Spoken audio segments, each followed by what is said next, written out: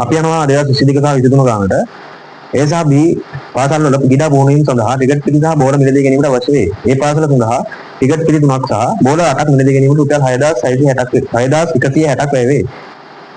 B පාසල සඳහා ticket පිටි 2ක් සහ බෝල 5ක් මිලදී ගැනීමට රුපියල් 4000ක් වැය වේ. ටිකට් පිටි මිල X ද බෝලයක මිල Y ලෙසගෙන සමගාමී සමීකරණ වල ගොඩනගා ඒ මිල ටිකට් පිටි සහ බෝලයක මිල වෙනින්ම කරන්න යුතුයි.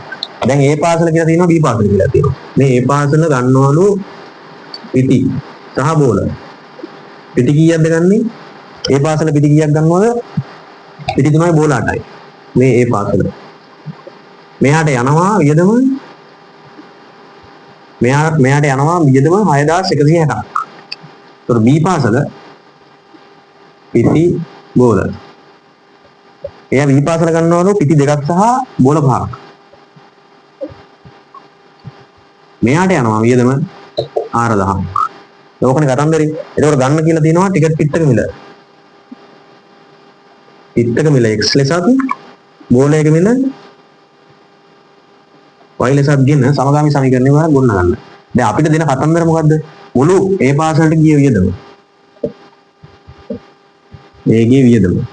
A ගේ වියදම වර්ග දෙකයිනේ. පිටි වියදමයි බෝල වියදමයි. එතකොට පිටි වියදම කොච්චරද? එතකොට එයා ඒ පාසල ගන්නවා පිටි 3ක්. පිටක මිල X. පිටි 3ක් ගන්නවා පිටක මිල X එහෙනම් පිටි වියදම සඳහා 3යි X කියලා දෙනවා. බෝල වියදම. බෝලයක මිල Y ඒ පාසල ගන්නවා බෝල 8ක්. එහෙනම් 8ක් Y. එතකොට මේ දෙන්න මුළු වියදම කියලා කියන්නේ පිටි වියදම සහ බෝල වියදම. එතකොට 3යි X ගන්න 8යි Y සමානයි ඒකේ වියදම කීයක්ද දීලා තියෙන්නේ 6160ක්. 3x ධන 8y සමානයි 6160යි. ඔන්න එක සමීකරණයක් ගත්තා. දැන් b ගේ වියදම. b ගේ වියදම කොහොමද වර්ග දෙකයි පිටි බෝල. ඒතර පිටියේ පිටි වල වියදම. පිටක මිල x පිටි දෙකක් අරන් දිනවා b පාසල. b පාසල පිටි දෙකක් අරන් දිනවා. පිටක මිල x දෙකක් අරන් දිනවා නම් එහෙනම් 2x. පිටි වලට කියලා තියෙනවා 2x වියදම.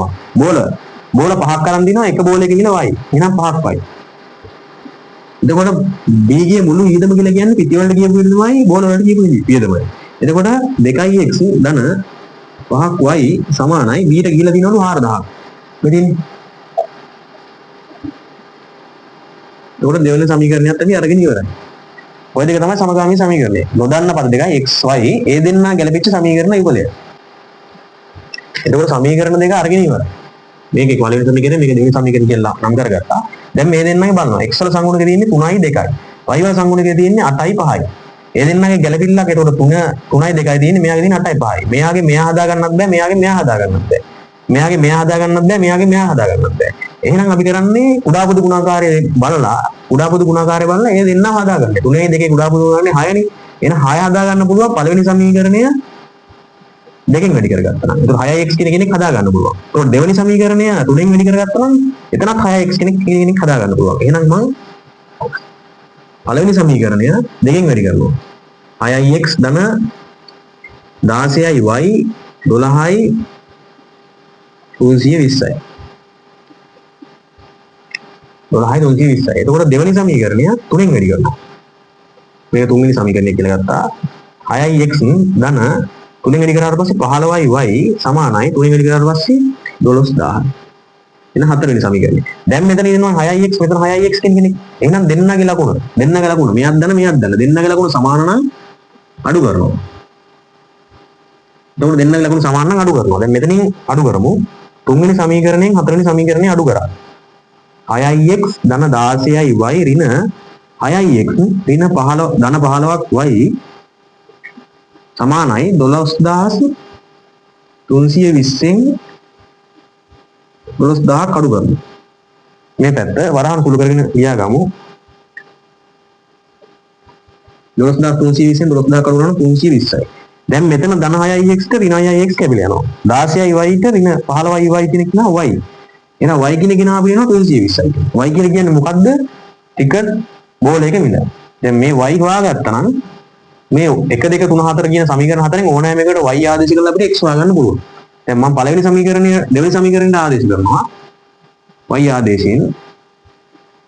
දෙවෙනි සමීකරණේ y ආදේශයෙන් 2x ධන 5ක් y සමානයි 4000යි. 2x ධන 5ක් y වෙනුවට දැන් දානවා මෙන්න මෙතන 320. y වෙනුවට 320 දානවා. දැන් මේක සුළු කරගමු. 2x ධන 5 320 කියලා කියන්නේ 1600යි. සමානයි 4000යි. එතකොට 2x සමානයි මේ 4000 මේ 1600 එහා පැත්තට ගෙනියන්න පස්සේ 4000න් 1600 කියලා කියන්නේ 2400. සුළු කරගන්නවාලා. එතකොට 2x සමානයි 2400 නේ x කියලා කියන්නේ 1200යි. මම එකපාරින් පුරු කරලා දානවා. දැන් x හොයාගත්තා y හොයාගත්තා. එහෙනම් සමීකරණ දෙක විසඳලා ඉවරයි. ටිකට් පිටක මිල දැන් මෙන්න. පිටක මිල. පිටක මිල කියලා කියන්නේ x එහෙනම් 1200යි. බෝලයක මිල y කියලා කියන්නේ 320යි. එහෙනම් සමීකරණ බෝලයක මිලත් කිව්වා පිටක මිලත් කිව්වා සමීකරණය ගොඩනගාගත්තා විසඳගත්තා. දැන් අපි යනවා ඊළඟ කොටසට. ටිකට් පිටි ගණන මෙන් දෙගුණයක් බෝල වනසේ හරියටම රුපියල් 9200කට මීට දෙක ගත හැකි ටිකට් පිටි ගණනත් බෝල ගණනත් වෙන වෙනම සොයන්න. එතකොට රුපියල් 9200යි. මුළු වියදම කොච්චරද? 9200යි. ඒක වියදම කියන කෙනා වර්ග දෙකයි පිටි වලට සහ බෝල වලට. පිටි වලට සහ බෝල වලට. දැන් අපිට කියලා කියන්නේ පිටි ගණන ගන්න පිටි ගණන පිටි ගණන එන්නම් බෝල කොච්චරක් ගන්න කියලාද කියන්නේ 2n. ඇයි දෙගුණයක් වෙන්නේ බෑ. පිටි ගණන එන්නම් බෝල 2n විදියට ගන්න ඕනේ. පිටි n ගණනක මිල. එහෙනම් බෝල 2n ගණනක. පිටි n ගණනක සහ බෝල 2n ගණනක කියන මුළු වියදම තමයි 9200ට සමාන වෙන්නේ. ඒකට පිටි n ගණනක මිල කොහොමද ගන්නෙ? පිටක මිල රුපියල් 1200යි. එහෙනම් n ගණනක 1200යි n. බෝල 2n ගණනක. බෝලයක මිල 320යි. එහෙනම් 2n ප්‍රමාණය කියලා කියන්නේ ඒක 2n ගෙන් වැඩි කරනවා. එතකොට පිටි n ගණනක මිල වෙන්න බෝල n ගණනක මිල වෙන්න. මුළු වියදම 9200ට සමාන කරන්න හරිනේ. 1200යි n 320 වැඩි කරනවා 2n ගෙන් මේක සමානයි 9200යි. 1200යි n සමානයි 320 වැඩි කිරීම 2n කියලා කියන්නේ 640යි n. සුළු කිරීම බලා ගන්න. එතකොට 1200යි n 640යි n කියලා කියන්නේ 1840යි n සමානයි 9200යි. එතකොට n කියන කෙනා සමානයි 9200 බෙදනවා 1840. එතකොට n කියන කෙනා සමානයි 5ට. n කියලා කියන්නේ 5යි. a කියලා කියන්නේ n කියලා කියන්නේ පිටි. එහෙනම් ගන්න පුළුවන් පිටි ගණන 5යි. බෝල ගණන 2යි n. බෝල ගණන 2යි n කියලා කියන්නේ 10යි. බෝල ගණන 10යි. මම ඒකත් හරි. ගන්න තේ.